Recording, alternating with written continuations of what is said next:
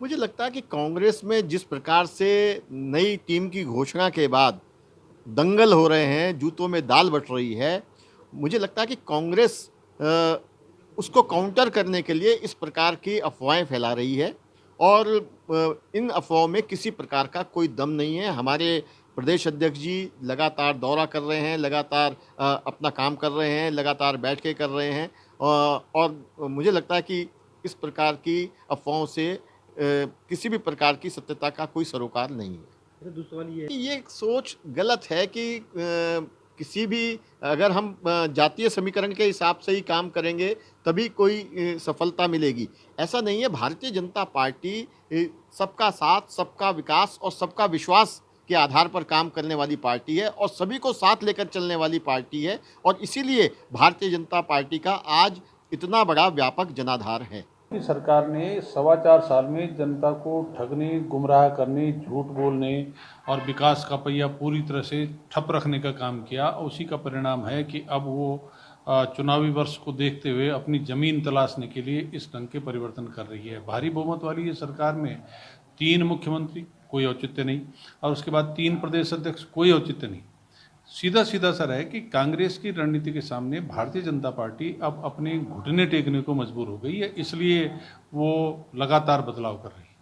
गणेश गोदियाल एक नौजवान और ऊर्जावान व्यक्ति हैं।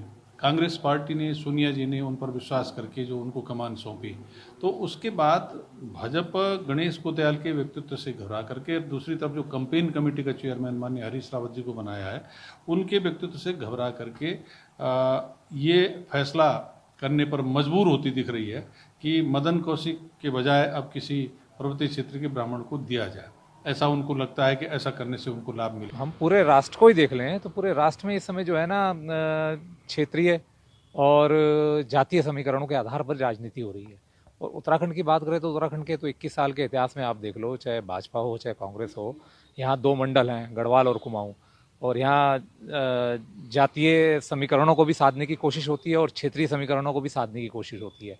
चाहे वो संगठन की बात हो चाहे सरकार की बात हो, आप देखेंगे अगर प्रदेश अध्यक्ष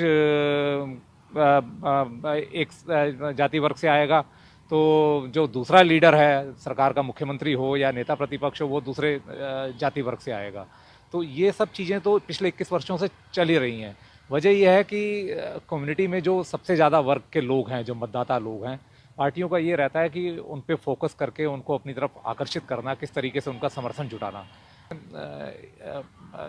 जातीय और क्षेत्रीय दोनों का संतुलन बैठा दिया, तो संतुलन बैठाने से एक संदेश देने की कोशिश करते हैं राजनीतिक दल कि समाज के बीच में कि देखो भाई, ये आपके वर्ग से है, ये आपके वर्ग से है, इस वर्ग से हमको भी हमने अपने यहाँ प्रतिनिधित्व दिया है, तवज्जो दी है, आपको भी तवज्जो दी है।